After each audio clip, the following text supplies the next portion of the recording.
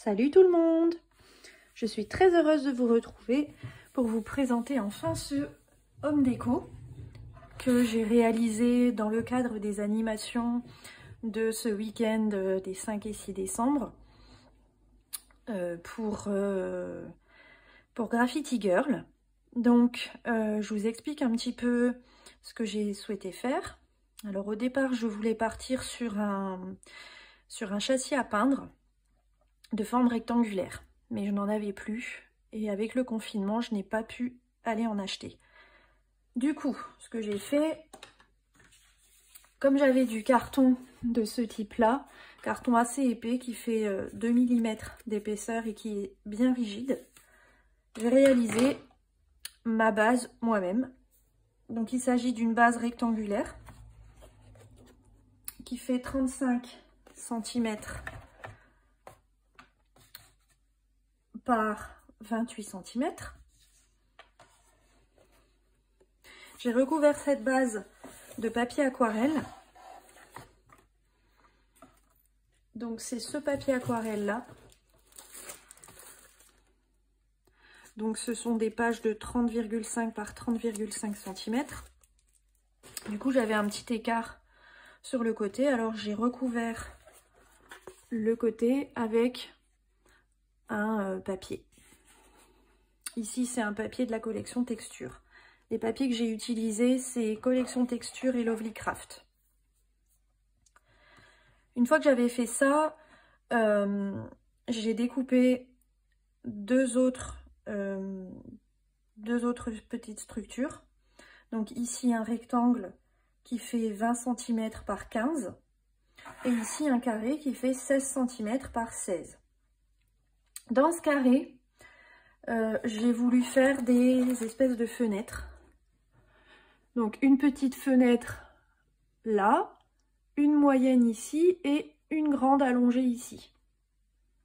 Voilà. J'ai recouvert également de papier.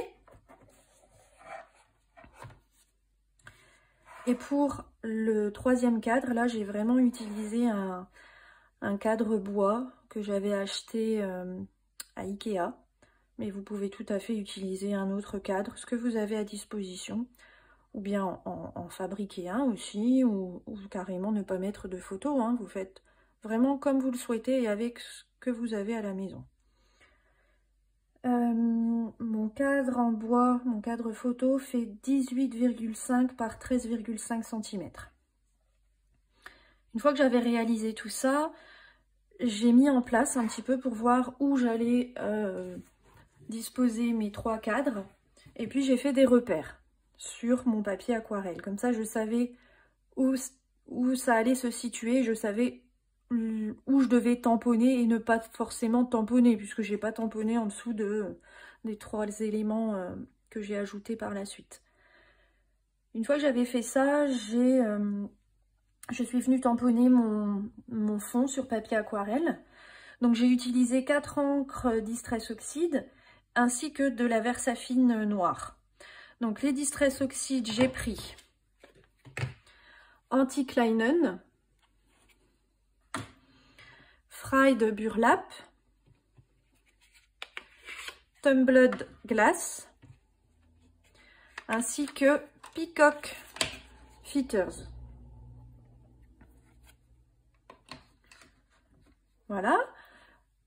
Tous les tampons, encre, dyes, tout le matériel que j'ai utilisé, vous retrouverez la liste sur le groupe Graffiti Girl, enfin GG Addict plutôt, ouais, sur le groupe GG Addict.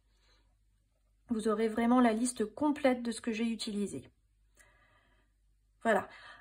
Sur mon fond de papier aquarelle, j'ai également mis du masking tape doré et du masking tape Graffiti Girl.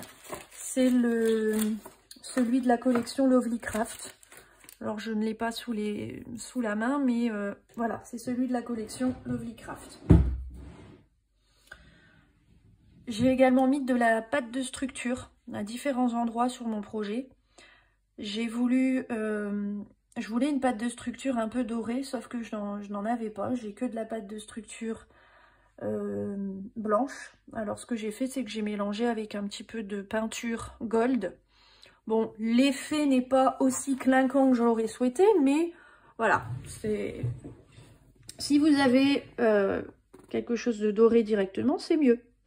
Voilà, donc j'en ai mis ici, j'en ai mis également là, là, voilà, à différents endroits du projet, ici. Et puis j'ai aussi par endroits mis de la pâte de structure blanche, hein, voilà, sur mon fond également, ici. Tout ça, j'ai fait avec le pochoir Flocon, le dernier pochoir Graffiti Girl. Ah bah regardez, il est là, il se cachait le coquin. C'est le masking tape que j'ai utilisé avec le doré. Voilà. Et ensuite, je suis venue travailler chaque cadre un par un. J'ai commencé par mon cadre rectangle que j'avais au préalable recouvert de papier. Et puis voilà, j'ai agrémenté, j'ai fait beaucoup de superpositions. Donc, je vais essayer de vous montrer. Comme ça, vous voyez, c'est vraiment beaucoup de superpositions, hein, beaucoup de 3D. Donc j'ai utilisé du double face 3D. J'ai utilisé aussi des petits carrés de mousse 3D comme ça. Et puis tout est collé quasiment au scotch double face. Donc du double face fin pour les embellissements et du double face moquette pour mon papier aquarelle, pour les papiers que j'ai mis sur le carton. J'avais trop peur que la colle ça gondole. Donc du coup j'ai opté pour ça. Par contre avec le double face moquette, faut être sûr de votre coup, ne pas se tromper parce que là ça pardonne pas. J'en ai déjà fait les frais.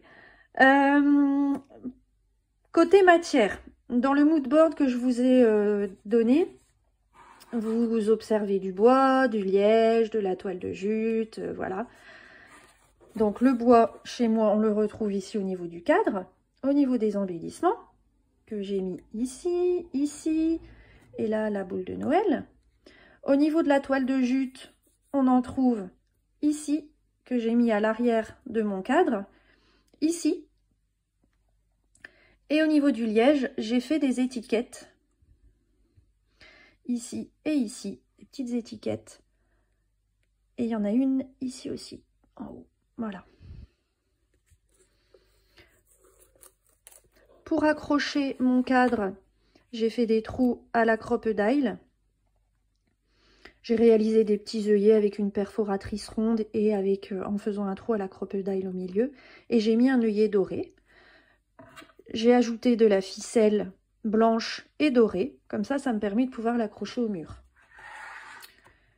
Une fois que j'avais décoré chaque cadre, voilà, ainsi que celui-là, je suis venue les coller sur la structure. J'ai collé celui-ci en premier. Celui-là, il est collé directement sur la base. Celui-là, il est collé avec de l'épaisseur. Donc, j'avais mis du carton ondulé en dessous pour surélever un petit peu. Donc, une couche de carton ondulé. Ça m'a permis d'avoir ce petit effet relief. Voilà. Et puis, pour le cadre, il fallait que ça chevauche mon rectangle ici. Alors du coup, j'ai fait une structure en carton ondulé. J'ai mis 2 épaisseurs de carton ondulé. 2 épaisseurs de carton ondulé. J'essaye de vous montrer. Voilà. Pour que ça puisse vraiment chevaucher mon cadre. Et puis, je trouvais très dommage de ne pas pouvoir changer la photo. Et du coup, j'ai cherché une astuce de façon à pouvoir décoller ce cadre et pouvoir changer la photo. Alors j'avais du scotch aimanté.